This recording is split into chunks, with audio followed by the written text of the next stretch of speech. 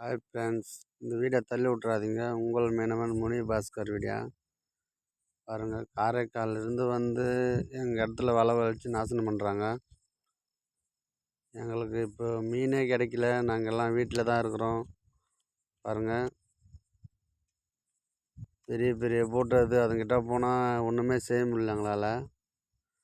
பாருங்கள், வலை இழுத்துன்னு வரான். காரைக்காலிலிருந்து வந்து ஆந்திராவில் இழுக்கிறாங்க.